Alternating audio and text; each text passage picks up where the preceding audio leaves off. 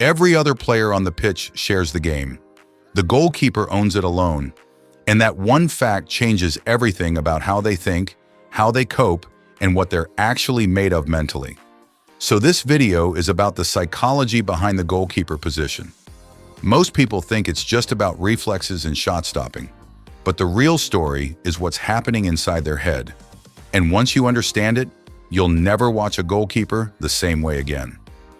I've broken this down into the 6 mental layers that separate keepers from every other player on the pitch. Let's get into it. The first thing you need to understand is that a goalkeeper is basically playing a different sport. When an outfield player makes a mistake, it gets absorbed into 90 minutes of movement. There are chances to recover, to make up for it, to let the flow of the game wash it away. But a keeper's mistake? It's isolated, it's decisive, and it gets replayed on every screen for the next week.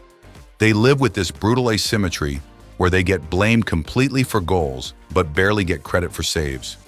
That one reality reshapes their entire psychology. They have to build an emotional armor that no other position even comes close to requiring. But here's what's even harder than dealing with the blame, and most people completely overlook this. The hardest skill a goalkeeper has isn't physical, it's staying mentally alive through the boredom. Think about it. A keeper can be a spectator for a full hour, and then suddenly has to produce a world-class save with zero rhythm, zero warm-up, completely cold. Psychologists actually have a name for this. They call it vigilance under monotony, and it's one of the most punishing mental demands in all of sport. Long stretches of nothing, then one split second that decides everything. That's the exact opposite of the flow state outfield players ride for the whole match.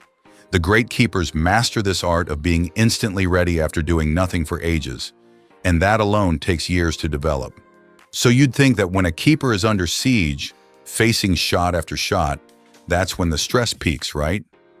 Actually, no. And this is where it gets really interesting. When Cape Verde's goalkeeper, Vozinha, faced 27 shots from Spain and still didn't concede, he wasn't drowning in pressure. He was locked into a flow state. Constant action kills overthinking. Instinct takes over and the keeper almost disappears into pure reaction. The truly terrifying game for a goalkeeper isn't the busy one. It's the quiet one. Barely touch the ball for 80 minutes, then face a single shot with a completely frozen mind. Busy is manageable. Idle is where keepers crack. So the game that looks easy from the outside is often the hardest one mentally. That's important, but if you don't understand this next part, you're missing the real superpower elite keepers have. It's instant amnesia. An outfield player who messes up has 20 minutes to recover and make up for it. A keeper who concedes might face the next shot 30 seconds later. So he has to wipe that mistake from his mind immediately, or the second goal follows the first.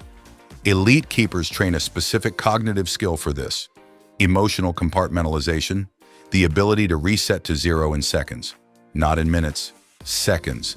The save you make right after the goal you just conceded is the real test of a goalkeeper's mind. That's the moment that separates the good ones from the great ones. And all of this connects to something deeper, because no one can help a goalkeeper in the decisive moment. No teammate can step in, no one can take the pressure off.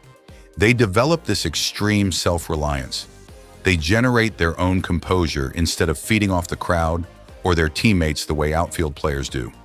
That's actually why goalkeepers famously peak so late. A 37-year-old like Eloy Room, who made 15 saves to shut out Ecuador, is at his absolute mental prime at that age, because that calm, detached authority takes decades to build.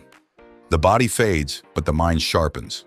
The loneliness of the position is exactly what makes them mentally bulletproof over time. Now here's the twist that ties all of this together, and this is the part I really want you to sit with.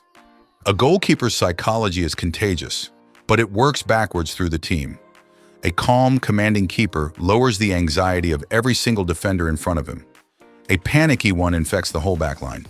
A save like Vozinha's against Spain isn't just a save.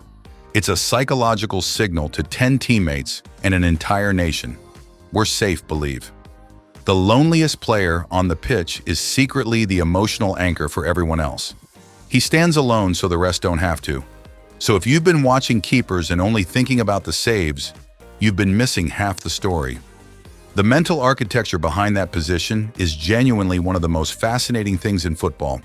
Asymmetric blame, vigilance through boredom, flow under siege, instant amnesia, self-generated composure, and then somehow being the glue that holds everyone else together. That's what it actually takes. If this kind of deep breakdown is what you're into, subscribe, because this is exactly the type of content we're building here. And drop a comment below. Do you think the goalkeeper is the most mentally demanding position in football? Or is there another position you think gets overlooked? I read every single one. And if you want to keep going, the next video is right there. I think you'll find it just as interesting as this one.